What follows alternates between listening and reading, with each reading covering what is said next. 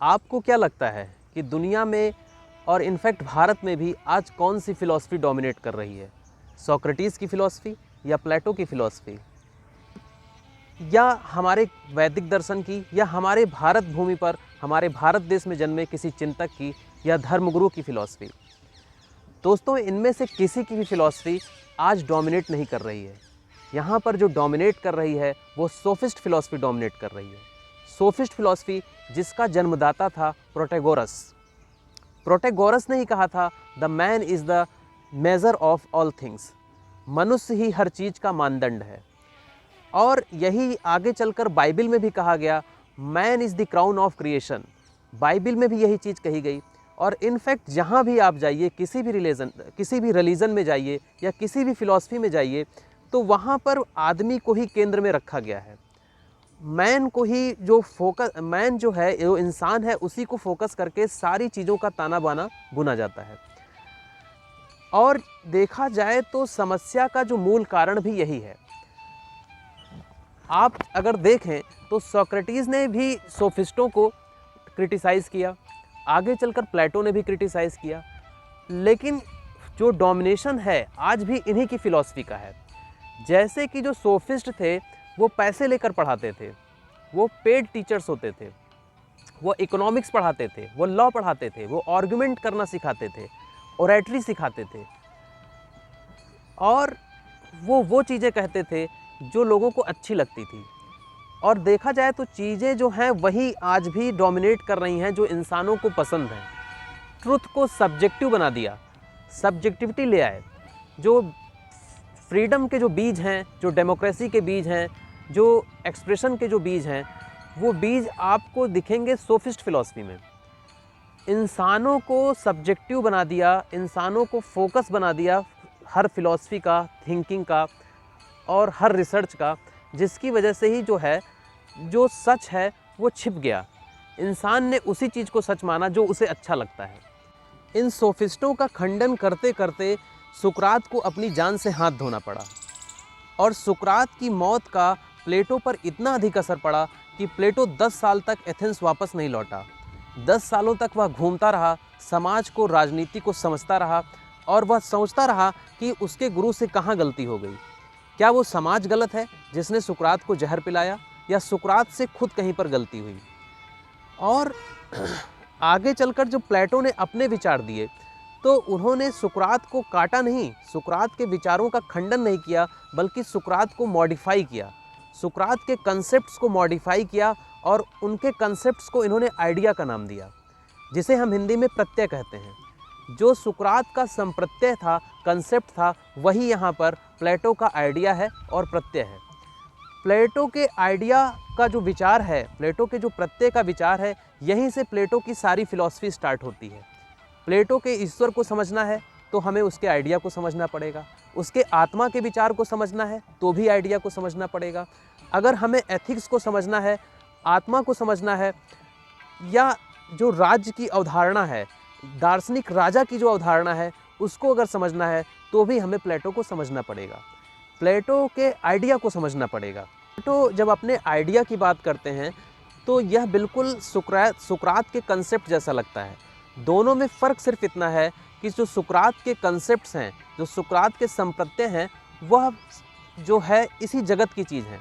यहाँ पर पहले डायरेक्ट ऑब्जर्वेशन होता है और उसके बाद सुकरात के कंसेप्ट आते हैं। लेकिन जब प्लेटो के आइडिया की बात करते हैं तो वह आइडिया को पहले मानते हैं और ऑब्जर्वेशन को बाद में मानते हैं। हालांकि दोनों इस बात पर सहमत हैं कि जो पर्टिकुलर्स की नॉलेज जो है वो नॉलेज नहीं है, परसेप्ट्स जो हैं वो नॉलेज नहीं है। जो नॉलेज वही है जो यूनिवर्सल है, जो देश और काल से परे है। कहने का मतलब है कि जो सच्चाई है, जो सच है, कोई चीज़ अगर ट्रुथ है, लॉजिकल है, तो किसी भी देश में हो, किसी भी समाज में हो, किसी भी जगह पर हो, वह ट्रुथ ही रहेगी। जैसे अगर हम कहें कि कत्ल करना गुनाह है, तो कत्ल करना जो गुनाह है यह हर समाज में, हर जगह पर सही माना जाएगा। और अगर कहीं पर भी ऐसा हो जाता है कि बिना वजह किसी का कत्ल करना जायज़ ठहराया जाएगा, तो फिर वो जो है वो सच नहीं माना जाएगा और उस पर सवाल उठेंगे ही उठेंगे। अगर धर्म के नाम पर, अंधविश्वास के नाम पर किसी का कत्ल कर दिया जाए, किसी का खून कर दिया जाए, तो उसको कहीं से भी जायज़ नहीं माना जाएगा। लेकिन अगर लालच बस भी किसी का खून किया जाता है, किसी की हत्या की जाती है, तो उसको भी जायज़ नहीं ठहराया जाएगा। अगर आत्मरक्षा के लिए, अपने देश और समाज की रक्षा के लिए आप आक्रमणकारी किसी दुश्मन का कत्ल करते हैं, तो इसको हर देश काल में, हर परिस्थिति में सही माना जाएगा। तो सुकरात की तरह जो है, जो प्लेटो भी कहता है, जो सच वही है जो यूनिवर्सल है, जो सब जगह सच हो। और इसके लिए वह जो अपना आइडिया का जो सिद्धांत देता है, जो प्लेटो का जो आइडिया है, जो प्रत्यय है, जो थॉट ऑफ आइडिया है, वहीं से उसका जो ज्ञान मीमांसा भी शुरू होती है, वहीं से उसकी तत्व मीमांसा मतलब मेटाफिजिक्स भी शुरू होती है। एपिस्टेमोलॉजी और मेटाफिजिक्स सबका सोर्स जो है वो प्लेटो का आइडिया ही है। कंसेप्ट ऑफ जो आइडिया है, जो थॉट ऑफ आइडिया है, वो वहीं से शुरू होता है। और जो प्लेटो ने आइडिया को कहा है, ये यूनिवर्सल है। अब आप इस चीज़ को ऐसे समझें कि आइडिया क्या है, इसको ऐसे समझें कि जैसे ये पेड़ है, तो क्या यह एक परफेक्ट पेड़ है, या वो पेड़ जो है वो परफेक्ट है?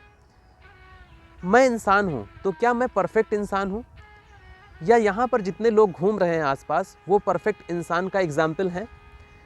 तो ये जितने एग्जाम्पल्स हैं, मैं हूँ या जो बाकी लोग हैं, वो एग्जाम्पल्स हैं, वो पर्टिकुलर्स हैं। ये पेड़ या वो पेड़ या बाकी के जो पेड़ हैं, वो भी पर्टिकुलर्स हैं, दे आर नॉट यूनिवर्सल। तो यूनिवर्सल क्या है? जो पेड़ का जो आइडिया है, जो इंसान का जो आइडिया है, जो एक डिफिनेशन है, जो एक कंसेप्ट है, वो जो है वो परफेक्ट है। और उसी को जो प्लेटो ने आइडिया कहा है, सुकरात ने उसी को कंसेप्ट कहा है, डिफिनेशन कहा है। और यहीं से शुरू होती है ज्ञान मीमांसा, यहीं से शुरू होती है प्लेटो की तत्व मीमांसा। जब प्लेटो से पूछा जाए कि ईश्वर क्या है, क्या जो आइडिया है वही ईश्वर है? क्योंकि ईश्वर भी यूनिवर्सल है और देश काल से परे है, हमें दिखाई नहीं देता, शाश्वत है, एटर्नल है, उसमें कोई परिवर्तन नहीं होता।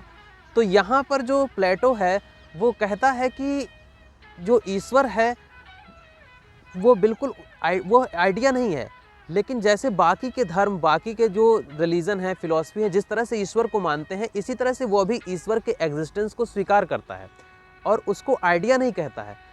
ईश्वर को प्लेटो ने डमियर्ज कहा, DEMIURGE, डमियर्ज। इसको हिंदी में कहें तो जैसे हमारे यहाँ विश्वकर्मा भगवान हैं, उसी तरह से जो प्लेटो का गॉड है, प्लेटो का ईश्वर हमारे यहाँ के विश्वकर्मा भगवान की तरह है। विश्वकर्मा भगवान क्या करते हैं कि जो मैटर है, जो चीज़ें हैं, उनका इस्तेमाल करके सृष्टि का निर्माण करते हैं और दुनिया की जितनी भी चीज़ें हैं, जितने भी ऑब्जेक्ट्स हैं, उनका निर्माण करते हैं। उसी तरह से प्लेटो का गॉड भी है। प्लेटो का गॉड जो है वो आइडिया के माध्यम से, जो पिक्चर है, जो एक कंसेप्ट है, उसके जरिए जो है पूरी दुनिया का निर्माण करते हैं। वह कॉज हैं, सृष्टि का कॉज हैं, कारण हैं, सृष्टि को बनाते हैं। जैसे कुम्हार जो होता है वो मिट्टी के बर्तन बनाता है, उसी तरह से ईश्वर जो है इस जगत को बनाता है, इस दुनिया को बनाता है। और इसके लिए वह प्रयोग करता है आइडियाज़ का। जो प्लेटो ने जो आइडिया कहा है, आइडियाज़ को प्लेटो ने खांचे कहा है। यह कोई एक आइडिया नहीं है। प्लेटो का जो आइडिया है वो कोई एक आइडिया नहीं है, ये बहुत सारे आइडियाज़ हैं।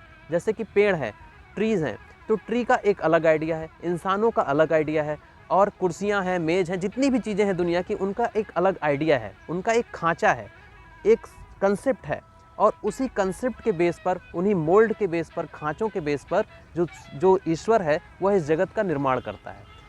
तो यहाँ पर ईश्वर सर्वशक्तिमान नहीं है, यहाँ पर ईश्वर जो है एक सिस्टम बनाता है, एक क्रिएटर है।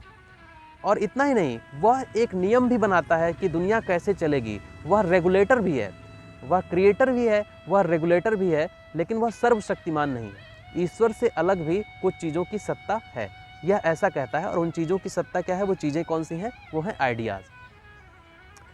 प्लेटो ये भी कहता है कि जो दुनिया की जो चीज़ें हैं वो परफेक्ट नहीं हैं। आइडियाज़ तो परफेक्ट हैं, लेकिन जो उन आइडियाज़ के बेस पर जो भगवान जो चीज़ें बनाता है वो परफेक्ट नहीं है।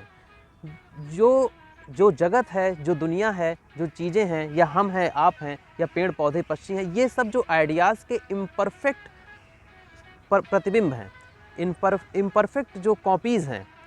जो आइडिया है वो परफेक्ट है, लेकिन उस आइडिया के बेस पर जो चीज़ें बनती हैं, जो ईश्वर बनाता है, वो उसकी इम्परफेक्ट कॉपी हैं। यहाँ पर जो आइडिया है उसको प्लेटो ने कहा है सब्सटेंस, और इन्हीं सब्सटेंस के ज़रिए जो है वो गॉड जो है वो दुनिया को बनाता है, दुनिया की सारी चीज़ों को बनाता है।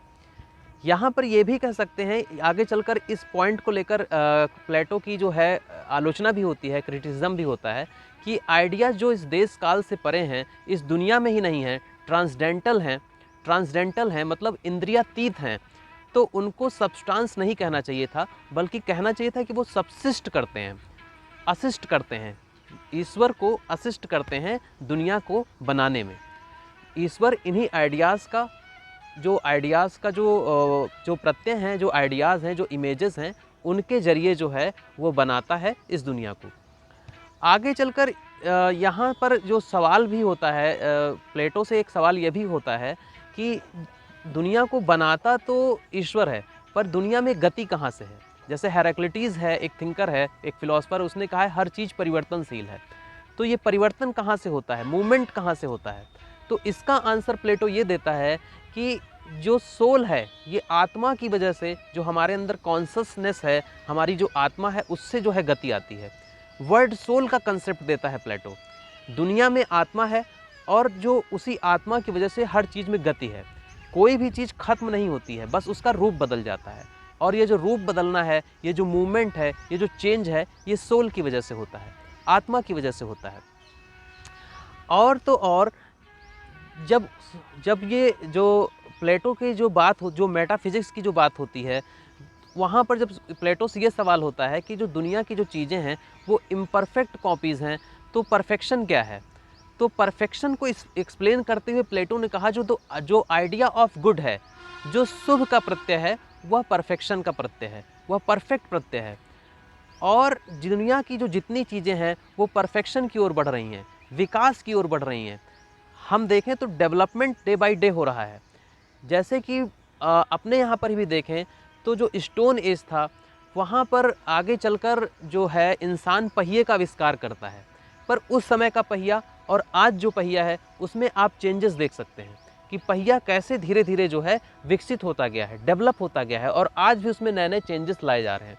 तो इसी तरीके से दुनिया की जितनी चीज़ें हैं वो परफेक्शन की ओर जा रही हैं, डेवलपमेंट की ओर जा रही हैं, और उसी डेवलपमेंट को, उसी परफेक्शन को जो प्लेटो कहता है आइडिया ऑफ गुड, शुभ का प्रत्यय।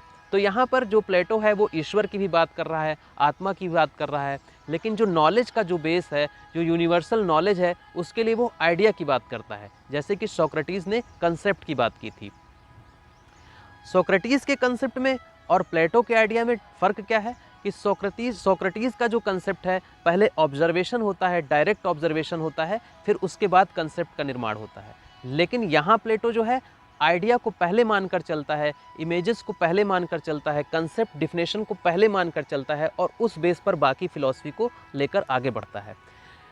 अब यहाँ पर एक सवाल और आता है कि जो प्लेटो ने आगे और कौन कौन सी चीज़ें बताई, तो शायद ही कोई ऐसा विषय हो जिस पर प्लेटो ने नहीं बोला हो। प्लेटो 8 साल तक सुकरात के साथ रहा। 22 साल की उम्र में वह सुकरात के संपर्क में आ गया था और 8 सालों तक वह रहा। जब सुकरात की डेथ हुई तो लगभग वह 30 वर्ष का युवा रहा होगा जो प्लेटो है। उसके बाद वह पूरी दुनिया में, पूरे यूरोप में घूमता है, अलग अलग फिलोसफर्स से मिलता है और उनकी फ़िलॉसफी को लेता है, सुकरात की फ़िलॉसफी को भी लेता है, और जो आगे चलकर वो अपनी जो फ़िलॉसफी देता है, क्योंकि वो एक अच्छा राइटर भी था, वो लिखता भी था। तो प्लेटो का काम सबसे ज़्यादा है, सुकरात से भी ज़्यादा है, क्योंकि सुकरात ने बोला लेकिन सुकरात के उपदेशों को उसने लिखा। बाकी जो फिलोसफर थे, जो बाकी फ़िलॉसफीज़ थी, उनको लिखा, उनमें कोऑर्डिनेशन बनाया, उनमें कोऑर्डिनेशन स्थापित किया। और तो और जो सुकरात के दर्शन को उसने काटा नहीं बल्कि मॉडिफाई किया, और बाकी के फिलोसफर्स को भी उसने मॉडिफाई किया, अपने थॉट्स भी लिखे। तो प्लेटो का काम इतना बड़ा है कि आप गेस नहीं कर सकते। और आज अगर आप देखें कि क्या आप गेस कर सकते हैं कि आज के जो नेता हैं, अभिनेता हैं, आज के 100 साल बाद भी उनको कोई याद रखेगा, उनकी कोई बात करेगा? जो भी आज आप नेता, अभिनेता या और तमाम लोगों को आप देख रहे हैं, जो सेलिब्रिटीज़ हैं या जो थिंकर्स हैं, उनको कौन आज के 100 साल बाद याद रखेगा? लेकिन हम 2500 सालों बाद भी प्लेटो और सुकरात पर बात कर रहे हैं, जबकि उस समय ना मीडिया था, ना प्रिंटिंग प्रेस था। जो सोर्सेज थे वो भी ब्रांडिंग के जो सोर्सेज हैं, आज जो ब्रांडिंग के जो सोर्सेज हैं, ब्रांडिंग की जो चीज़ें हैं, वो भी उस समय नहीं थी। लेकिन हम 2500 सालों बाद भी प्लेटो और सुकरात को यहाँ पर डिस्कस कर रहे हैं, पढ़ रहे हैं। तो उनके थॉट्स जो हैं वो एक्सट्रीम थॉट्स हैं, मतलब कि उनके बराबर तो लिखना आज की डेट में संभव ही नहीं है। खुद वाइटहेड एक फिलोसफर है, एक थिंकर है, वो कहता है कि जो सब्सिक्वेंट फिलॉसफी है, प्लेटो के बाद की जितनी भी फिलॉसफी है, वह प्लेटो की फिलॉसफी पर सिर्फ फुटनोट है, सिर्फ टिप्पणी मात्र है। कोई भी ऐसा विषय नहीं है जिस पर प्लेटो ने बात ना की हो। प्लेटो ने, जैसे हमारे यहाँ समाज को चार वर्गों में बांटा गया है, उसी तरह से क्लासिफिकेशन किया है सोसाइटी का। सोसाइटी में उसने विजडम को वरीयता दी, मतलब जो विजडम रखता है, जो नॉलेज रखता है, उसको प्रायोरिटी देने की बात की। और वहाँ पर उसने गार्जियन का कंसेप्ट दिया, उनको गार्जियन कहा, क्योंकि वह समाज में दिशा देते हैं, समाज को दिशा दिखाते हैं। जैसे कि अपने यहाँ ब्राह्मण का कंसेप्ट है, पंडित का कंसेप्ट है। पंडित का कंसेप्ट क्या है कि जो विद्वान है, वह पंडित है, वह समाज को रास्ता दिखाएगा। इसी तरह से सुकरात ने गार्जियन शब्द का प्रयोग किया, प्लेटो ने गार्जियन शब्द का प्रयोग किया। हमारे यहाँ एक वैश्य है, वैश्य समुदाय है, जो कि प्रोड्यूस करता है, जो डिस्ट्रीब्यूट करता है, व्यापार में संलिप्त रहता है। उसी तरह का कंसेप्ट जो है प्लेटो ने दिया आर्टिफैक्ट्स। जो आर्टिफैक्ट टर्म्स दिया वो वहाँ के वैश्य, जैसे हमारे यहाँ का वैश्य समुदाय है, उस तरह का समुदाय है। क्षत्रिय समाज, जो समाज की रक्षा करे, जो रक्षा करे, जो योद्धा, वॉरियर, वहाँ पर प्लेटो ने सोल्जर शब्द का प्रयोग किया। हमारे यहाँ पर शूद्र शब्द का कंसेप्ट है। लेकिन आप देखें कि जो प्लेटो थोड़ा सा फासिस्ट भी है, वहाँ पर स्लेवरी का कंसेप्ट है, और स्लेव को तो वहाँ इंसान ही नहीं माना गया है। इसलिए जो क्लासिफिकेशन सोसाइटी का किया गया है, वहाँ पर गार्जियंस हैं, सोल्जर्स हैं, आर्टिफैक्ट्स हैं, लेकिन वहाँ पर स्लेव नहीं है। स्लेव को उन्होंने इंसान माना ही नहीं है। हमारे यहाँ डिबेट होता है, हमारे यहाँ जो शूद्र वर्ग है उसके पक्ष में भी बात रखी जाती है और उसके विपक्ष में भी बात रखी जाती है, लेकिन वहाँ पर तो शूद्र कंसेप्ट ही नहीं है, क्योंकि वहाँ शूद्र मतलब स्लेव, और स्लेव को वहाँ पर इंसान माना ही नहीं गया है। तो आप देखिए वहाँ पर भी सोसाइटी का क्लासिफिकेशन है। ये लोग इतने अवेयर थे, इतना अधिक नॉलेजेबल लोग थे कि आप खुद सोचिए कि सुकरात को भारत के बारे में पता था। अगर जहाँ तक मैं गेस करता हूँ कि सुकरात को मृत्युदंड देने से पहले अगर ऑप्शन दिया जाता, कि जैसे उसको ऑप्शन दिए गए थे कि या तो तुम माफ़ी मांग लो, या एथेंस छोड़ दो, या फिर मृत्युदंड को स्वीकार करो, अगर वहाँ पर एक विकल्प होता कि या फिर तुम भारत चले जाओ, तो हो सकता है वो चौथे विकल्प को स्वीकार कर लेता। क्योंकि सुकरात जो था वो भारत को जानता था, भारत के लोगों से वाकिफ़ था, यहाँ के दर्शन से वाकिफ़ था। यहाँ वैदिक दर्शन उस समय तक व्यवस्थित था, बौद्ध दर्शन आ चुका था, जैन दर्शन आ चुका था, तमाम और भी दार्शनिक धाराएं थी। वो यहाँ के लोगों की नॉलेज और यहाँ के लोगों के बारे में वो अच्छी तरह से वाकिफ़ था। आप उनकी अवेयरनेस का अंदाज़ा इसी प्रकार से इसी बात से लगा सकते हैं। सुकरात ने लगभग 50 सालों तक लिखा, बोला, अपने विचार दिए। प्लेटो ने भी लगभग 50 सालों तक काम किया। उसने सारी चीज़ों को सिस्टमेटिक किया, रिटन डॉक्यूमेंट्स तैयार किए, डॉक्यूमेंटेड किया। तो इन लोगों को, जिन्होंने पूरी लाइफ में सिर्फ और सिर्फ अपना पूरा जो लाइफ है वो डेडिकेट कर दिया नॉलेज को, उनको समझने के लिए महज 2, 4, 5 मिनट के वीडियो काफ़ी नहीं होंगे। तो इसलिए मैं आगे और भी कंसेप्ट्स लाऊंगा जिसमें प्लेटो को, सोक्रेटिस को और भी ज़्यादा एलेबोरेट करने की कोशिश करूंगा।